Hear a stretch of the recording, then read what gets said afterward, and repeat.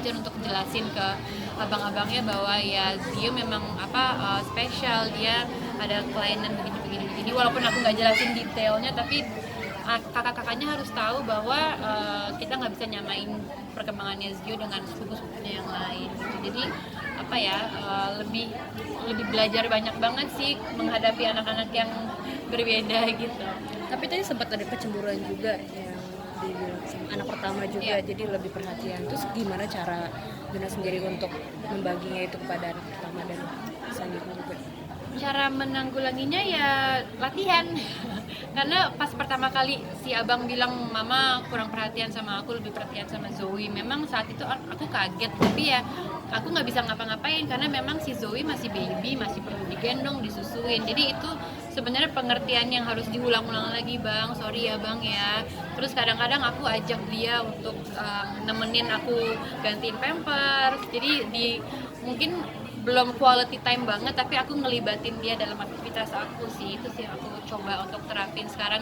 Jadinya sekarang dia suka pas Ziona lahir dia juga udah lumayan sering tuh bantuin nemenin main. Kalau aku lagi ngapain, dia di ruang tamu main sama Zio gitu. Jadi memang dia harus merasa berguna, jadi nggak yang kayak dicuekin, tapi kayak aku ada gunanya, aku sebagai kakak gitu. Perkembangan Zio sekarang gimana? Zio sekarang umurnya 2,5 tahun, lagi belajar jalan, rutin fisioterapi seminggu 3 kali, dan ya walaupun dia terlambat tapi aku bersyukur sih, maksudnya progresnya terus naik gitu.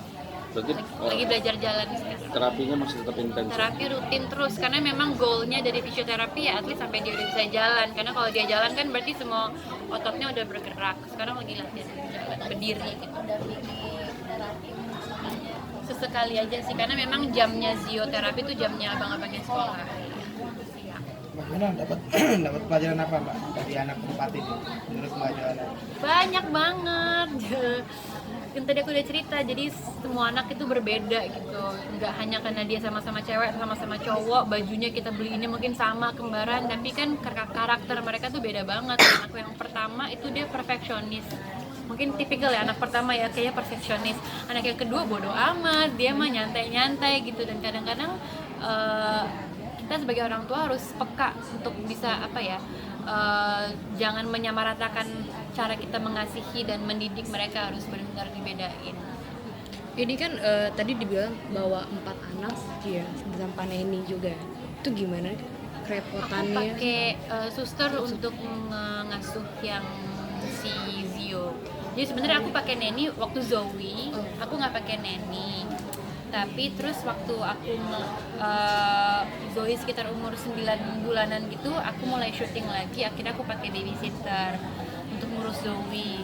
Lalu pas Ziona lahir, babysitternya aku alihkan tugasnya dari menjaga Zoe ke menjaga si baby, karena Zio kan lebih butuh waktu, kan banyak pakai selang-selang, jadi butuh bantuan aku di situ. Nah semenjak babysitter yang ngasuh Zio, jadi Zoe nempel banget sama aku karena semuanya sama-sama aku, ke acara apa dia ikut, selalu sama-sama aku. Jadi memang aku sama Zoe bisa dibilang deket banget.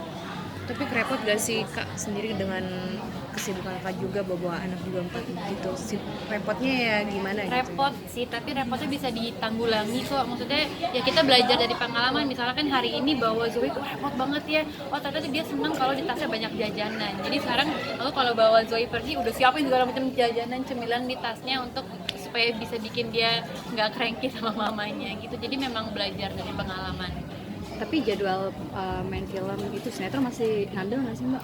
Sekarang lagi belum sih, baru mulai beberapa bulan yang lalu mulai syuting FTV lagi, tapi ya berusaha mengatur jadwal aja karena nggak bisa sesibuk dulu. Tapi masih mau kalau ada tawaran yang memang karakternya oke, jadwal syutingnya juga oke sih sebenarnya. Zio sampai kapan?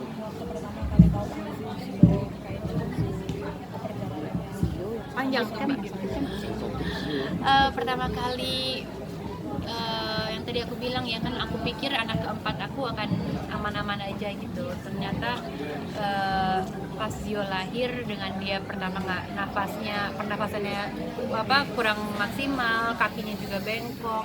Jadi ada banyak hal yang sangat mengagetkan. Bahkan dari persiapan keuangan juga, aku persiapannya keuangannya untuk ngelahirin normal. tapi memang melahirkannya normal, tapi kan masuk NICU dan segala macam, jadi memang semuanya itu nggak pernah seorang orang tua memimpikan hal itu akan terjadi gitu kan, tapi ternyata tuh terjadi. Cuman aku merasa anak itu berkat dari Tuhan gitu. Bukan dunia yang menciptakan anak aku, tapi Tuhan yang pasti punya maksud tertentu untuk menghadirkan Ziona dengan segala macam keunikannya dia dalam kehidupan aku. Dan aku sekarang jadi belajar, aku jadi lebih kuat, aku lebih sabar, jadi lebih pinter ngurus anak yang spesial gitu. Jadi memang sebenarnya saat orang tua udah bisa menerima kenyataan bahwa oke, anakku spesial, jangan terus sedihnya di awal-awal, tapi jangan berlarut-larut, karena kalau kita sedih nggak bakal bikin dia sembuh kok. Tapi kalau kita udah bisa menerima, oke, selanjutnya apa yang harus dikerjain. Dan sekarang itu aku lagi lakuin sama suamiku. Apa yang kita bisa lakuin, kita berdoa, kita berserah, kita juga ajak dia terapi, kita ketemu dokter. Jadi semuanya dilakuin tapi dengan keadaan hati yang berserah itu. Sampai kapan terapi itu berlangsung? Aku nggak tahu sih sampai kapan ya, mungkin kalau yang fisioterapi sampai dia udah bisa jalan, tapi kan ada terapi-terapi lainnya kayak terapi bicara atau terapi sensori gitu, macam-macam sih. Zoe say hi. Hi, Lagi ini ada batu-batu. Princess Queen Elsa. Sudah. Oke, siap. Oke, Thank you. terima